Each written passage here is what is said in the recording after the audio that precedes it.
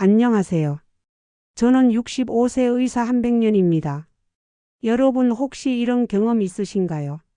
마트에서 장을 보고 집에 오는 길인데 장바구니가 너무 무겁다거나 예전 같으면 가뿐했는데 요즘은 몇 걸음 못 가고 쉬어야 해요. 친구들 모임에 나가면 어떤가요? 예전엔 먼저 나서서 분위기를 띄웠죠. 요즘은 자꾸 체력이 안 돼서 대화만 듣다가 조용히 앉아있게 됩니다. 저도 그런 적이 있어요.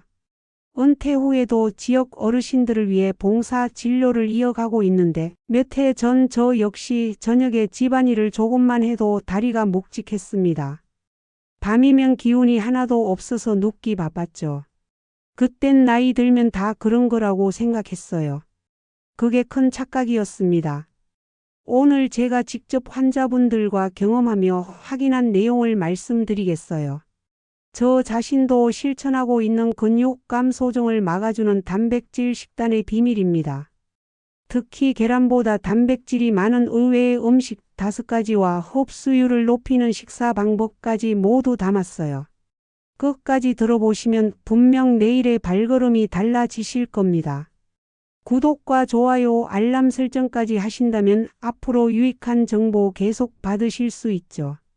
인체는 30대 이후부터 매년 근육이 약 1%씩 줄어듭니다. 그런데 60세가 넘으면 그 속도가 연간 약 3%로 빨라져요. 10년이면 근육의 30%가 사라지는 셈이죠. 이게 바로 근육 감소증입니다.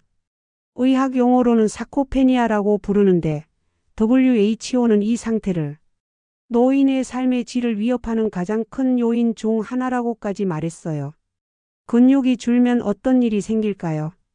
첫째, 기초 대사량이 떨어져요. 같은 양을 먹어도 살은 더 찌고 기운은 더 빨리 고갈됩니다. 둘째, 균형 능력이 약해져요. 넘어지고 골절될 확률이 높아지죠. 셋째, 면역력이 떨어집니다. 감기, 폐렴, 상처 회복, 지연 등 각종 문제가 생겨요.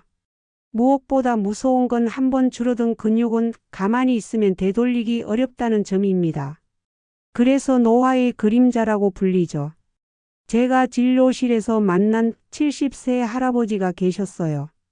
5년 전까지만 해도 등산을 즐기셨는데 작년에 오셨을 때는 화장실 가는 것도 힘들어 하셨습니다. 검사해보니 근육량이 정상의 60%밖에 안 됐죠. 이분이 저한테 그러시더라고요. 선생님, 이게 나이 탓인가요? 제가 답했습니다. 아니에요. 근육은 나이를 탓하지 않습니다. 또 다른 72세 할머니는 이런 이야기를 하셨어요. 예전엔 손주 셋을 한꺼번에 돌봤는데 요즘은 한 명만 봐도 힘들다고요. 무릎도 아프고 허리도 아프고. 그런데 정작 검사해보니 관절에는 큰 이상이 없었습니다. 문제는 근육이었어요. 근육이 줄어들면 관절에 가는 부담이 커집니다. 뼈를 받쳐주는 힘이 약해지니까요. 그러면 무릎도 아프고 허리도 아파지죠.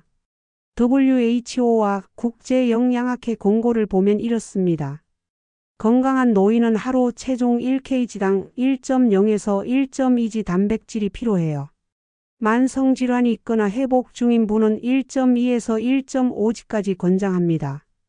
체중이 60kg이면 하루 최소 60g, 많게는 80g 필요하다는 뜻이죠. 그런데 현실은 어떨까요?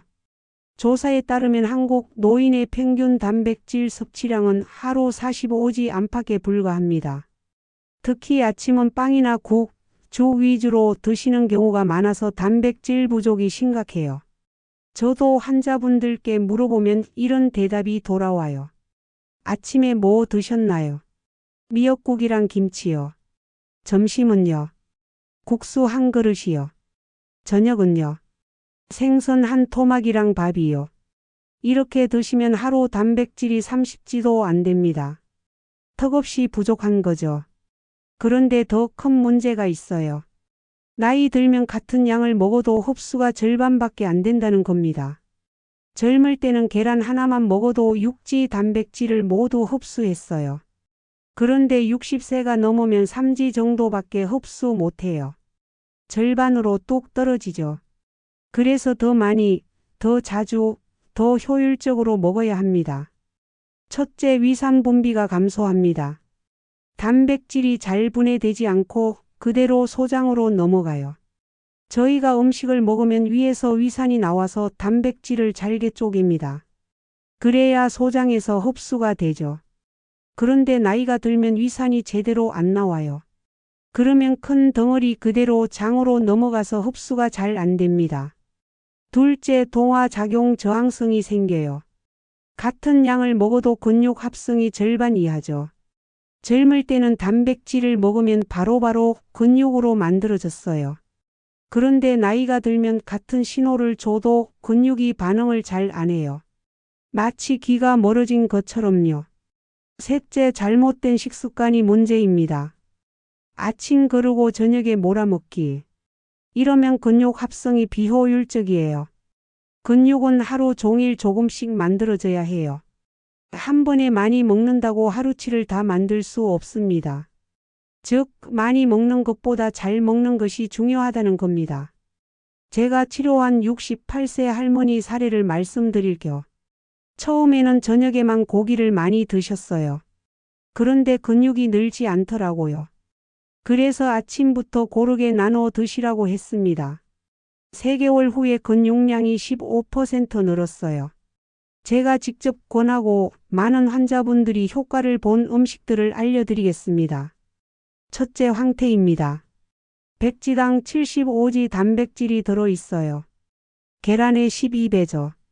간 건강에도 도움이 되고 위에 부담도 적습니다. 황태는 명태를 겨울에 얼렸다 녹였다 하면서 말린 거예요. 그 과정에서 단백질이 응축됩니다. 게다가 소화도 잘 돼요. 황태국 끓일 때 건더기 꼭 건져서 드세요.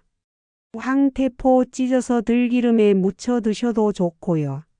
저는 환자분들께 이렇게 말해요. 황태 한 마리가 계란 12개와 같다고. 둘째, 두부예요. 한 모에 약 20지 단백질이 들어 있습니다. 갱년기 여성뼈 건강에도 효과가 있어요. 제가 폐경기 환자분들께 특히 추천하는 이유죠. 두부는 콩으로 만든 고기라고 생각하시면 됩니다. 식물성 단백질이지만 동물성 못지않게 좋아요.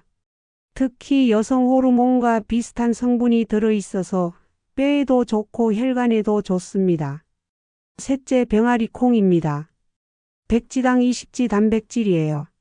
변비 개선에도 좋고 혈당 안정화에도 도움이 돼요.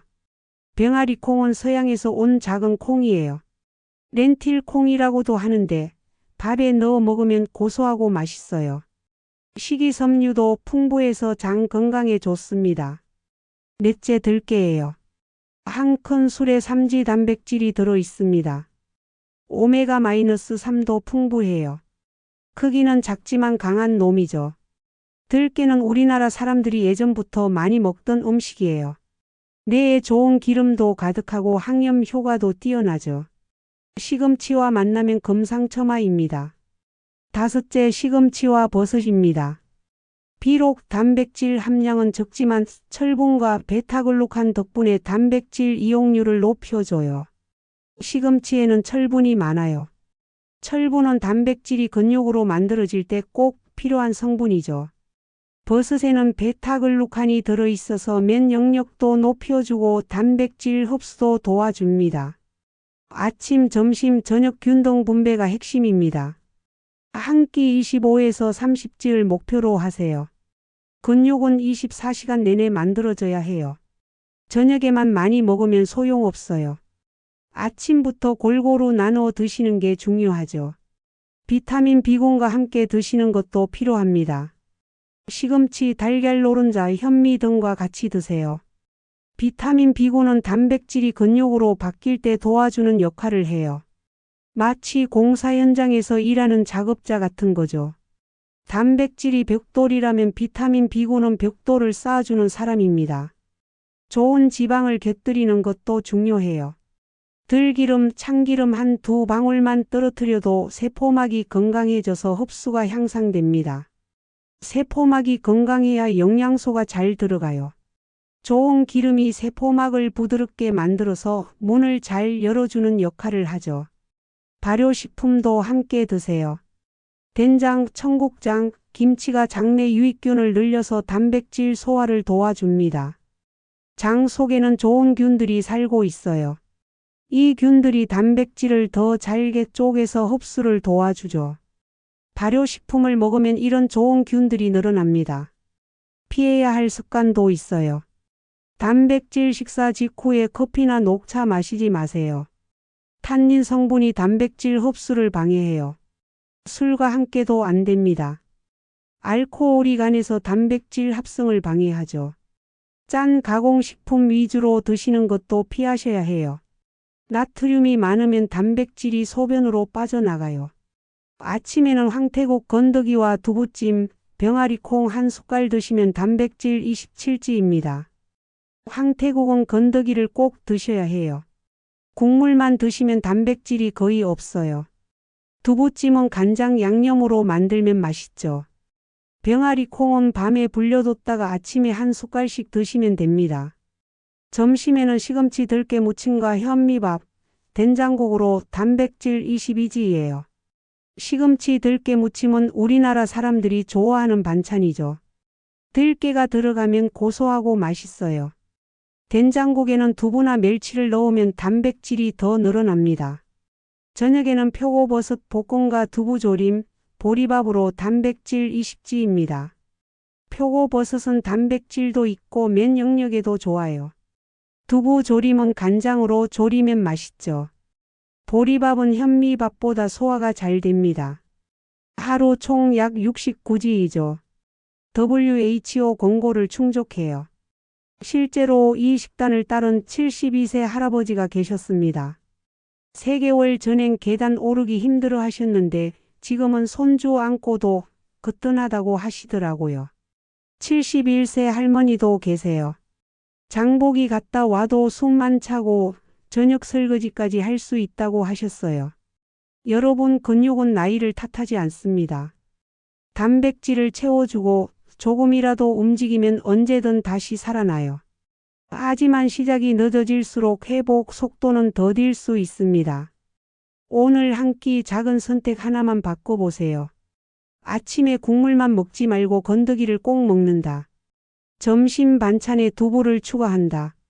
저녁 밥에 병아리 콩을 넣는다. 그 한 걸음이 3개월 뒤에는 활력으로, 1년 뒤에는 손주와 뛰노는 기쁨으로 돌아올 것입니다. 저 65세 의사 한백년이 확신합니다. 근육 감소종은 피할 수 없는 운명이 아니라 우리가 선택할 수 있는 미래예요. 여러분, 오늘은 어떤 한 가지를 바꾸시겠습니까? 그 선택이 100세 건강의 첫걸음이 될 것입니다. 지금 댓글로 오늘부터 황태국 건더기 먹을게요 라고 약속해 주세요. 여러분의 다짐이 저에게 큰 힘이 됩니다. 다음 영상에서는 집에서 5분 만에 할 수 있는 근력 운동법을 알려드릴게요. 구독 눌러주시고 알림 설정까지 해주세요. 여러분의 건강한 100세를 응원합니다.